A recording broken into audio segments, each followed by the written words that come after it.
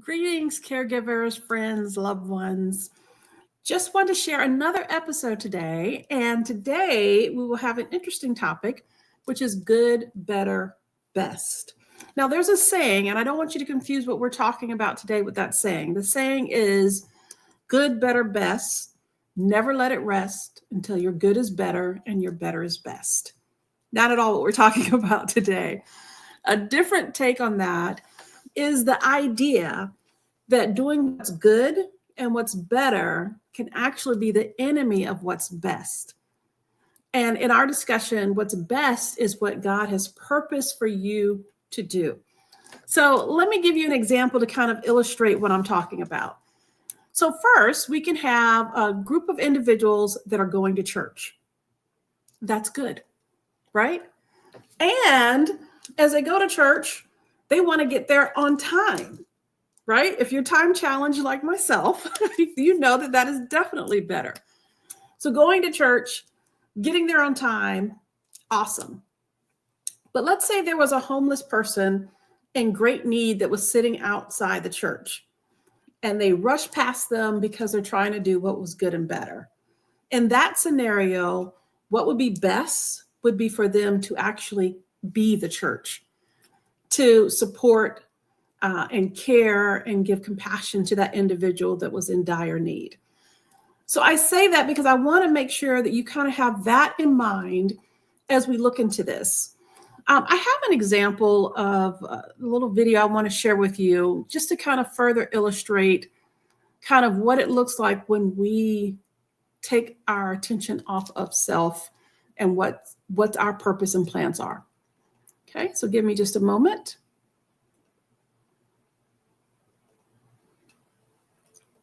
After my mom passed, within a year, I was doing like maybe 5 or 6 different voiceover jobs that were contiguous.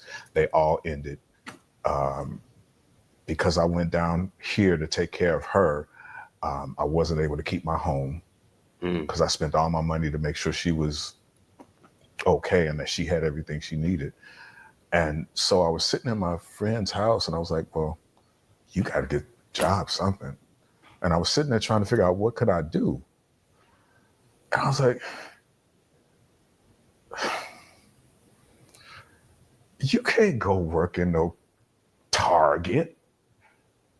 You can't go work in a restaurant. You can't do that. That's not why you're here. So figure it out. Figure it out. Figure out how to do what you put here to do. Yeah. And that's what I've been doing, figuring out how to do what I've been put here to do. Yeah. So we're going to stop it there. And what I want to focus on is what he said about figuring out how to do what you've been put here to do. So what I would say is caregiving can take everything if you let it. It can drain you emotionally, physically, financially, socially, every area, emotionally, all of those areas. And it's so easy to give. And what happens is you don't even realize that you've done that. You end up being what I would have described for myself as almost being like a zombie, right? You're there, you're alive, and you're navigating through life and you're doing all the tasks, but I won't say going through the motions, but kind of, right?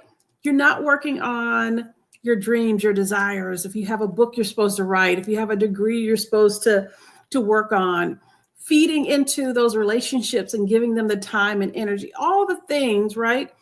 It's easy to just be so focused on just keeping the balls in the air and taking care of the needs of your loved one that your own plans, purposes, intents get set aside. So what I'm going to challenge you is that what you're doing is good. How you're doing it is better, right? But what is best is what God has for you. God has given you a plan. He has given you a calling, right? There are things that you are supposed to be doing. And taking out, and I will say emergent situations, right? When someone's at end of life or they're actively in emergent situations where they need intensive care, taking that out of the equation, when you treat caregiving like a marathon, understanding that it can last years, decades, right? You can't tell God, hey, God, I'm doing so much good and so much better that I know what you want me to do. I'm going to put that on the back burner so I can make time for these other things. And sometimes society will tell you that good and better is what's best. But you know that God gave you a plan and he didn't tell you to put your purpose on the back burner. You're supposed to be working on that. Now, I'm going to challenge you because I know some people are hearing this and they might feel conviction. This is not about guilt. This is a guilt-free zone. This is just about assessing, auditing where we're at, understanding how to move forward in a way that's healthy. So you probably need some help, and we need to figure out how can you get support. If you are doing caregiving by yourself, I'm going to say out of order. I don't know. I want to let that sit there for a minute. You need help. It is not a sign of weakness. It doesn't mean you're not doing a great job. It means you need help. Caregiving is all consuming if you let it. It definitely can be. So how do you get support? I'm just going to challenge you in a couple of ways. One is just raising your hand and saying you need support, whether it's your community of faith, whether it's reaching out to a social worker in your area to find out what resources are available. But I would also challenge you, you might be in a city and with your loved one and everyone else is away. Did you know that you can have a sibling support your loved one by taking care of administrative tasks? And that might be organizing this, paying that, setting this up, creating an account, right? Making the application for whatever it is. They can help with some of those administrative tasks. And so you need to ask for help. Your loved one should do as much as they can do that would not cause any harm or danger to themselves. If they can call and schedule their own appointment, guess what? They should. Now, it might not be as smooth, right, as if you did it. It might take them a bit longer on the phone than if you called. And certainly you might be able to knock it out in 2 minutes. And it might take them 10 or 15. As long as you're available to support and help them, make sure your loved one does as much as they can do for themselves. What you're trying to do is find space and time. And when you find that additional time, don't fill it up with other caregiving tasks. You're carving out that time for yourself. It might be getting up a bit earlier.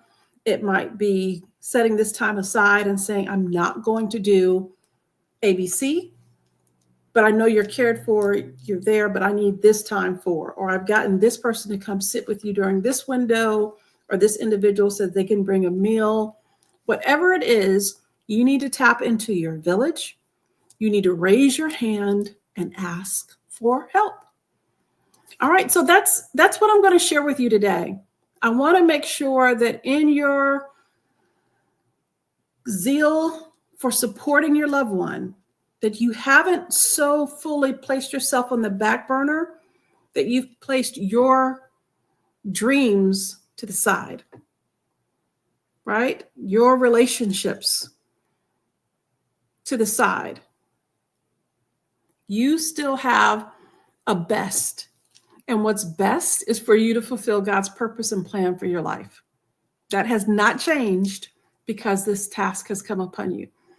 And so, and your loved one, I'm going to tell you, your loved one doesn't want you to put yourself on the altar to the point that you no longer live out, fulfill your own dreams and plans. All right. We'll continue to meet. We'll continue to discuss. We'll continue to look for ways to support caregivers. That's what Remembering Me is. We are zealous and committed to supporting those that are caring for others because you need care too. All right. Until next time.